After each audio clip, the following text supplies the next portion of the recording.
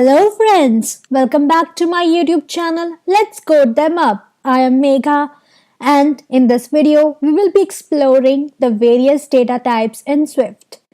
If you haven't seen my last videos on variables and constants, please visit it. Links are given in the description box below. Without wasting any time, let's go and explore the data types provided by Swift. In the first step, open the Xcode. Now, if you want to create a new file, click on the Get Started with Playground and follow the instructions. Or if you have already created a file, this area in the Xcode here displays your recent projects. Click on the file that you have created previously and start coding. So let's click on Learning Swift Types. In our previous video on variables and constants, we saw single line comments. In this example, I'm showing the multi-line comments. Multi-line comments are written using these two symbols here. You start with a forward slash star and end with the backwards star and a backward slash. So here you can see that I have mentioned all the data types available in Swift in this multi-line comment. So Swift has string, character, integer, float, double, boolean and optional data types. Let's start with the string data types. In the previous video, we also used some examples which had string data type. String represents collection of characters like words or sentences. Example, where first name string equal to John in double quotation marks.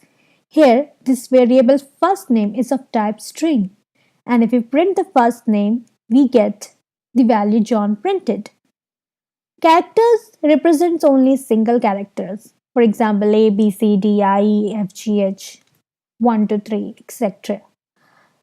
An example would be where alpha character equal to A. And if we print alpha, we get the value A. We can replace this with I also, like for a small case character, and you see that the I is also printed. Integers represent whole numbers. We have int and UIint in Swift. Int is for negative and positive integers both, and while UIint or full form unsigned int can only be used for unsigned integers. You cannot use it for negative integers. For example, var age int equal to 89 and print age. So we get 89 as a integer value. For another example, for a negative integer could be var temp int equal to minus 78, and if we print temp, we get 70 minus 78 printed. And also you can see that the Swift throws no error. On the other hand, for UIint, like for var number of oranges, UIint equal to 10. Here if we print number of oranges now, there is no error because there is no sign ahead or after 10. But if we place a negative in a minus sign in front of 10 and for our example make it 100, this negative integer minus 100 overflows when stored into unsigned type UIint error is thrown by Swift. So let's comment it out for now. Float is used to represent decimal numbers or fractional numbers, and it can store up to 32 bits. For example, var weight float equal to 78.9. Print weight, we get the value of 78.9 printed.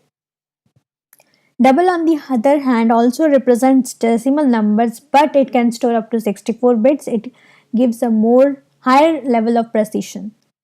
Double, var height double equal to 9.67786 print height. So you can see that each and every value after the decimal point is printed without rounding up.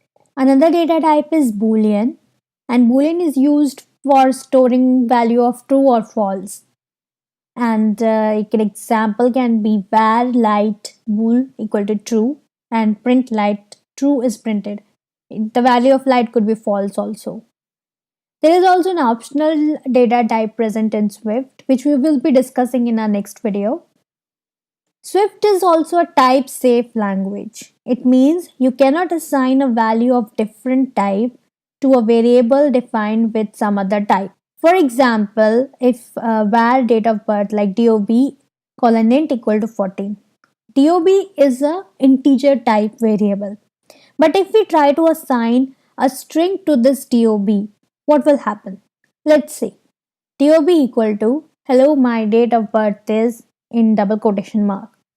You can see that it throws an error, cannot assign value of type string to int. So it's perfectly clear that you can never assign a value of string to a variable of integer type or any other type. Another property of Swift is that Swift can automatically determine the value of a variable by the value assigned to it. For example, var DOB equal to 14. And if you print the DOB, we will get the output as 14. And there is no error even when we have not defined the type of DOBs explicitly as int. Why don't you try different data types and their examples by yourself and let me know if you have any question. If you liked watching this video, please subscribe to my channel and leave a comment in the comment box below.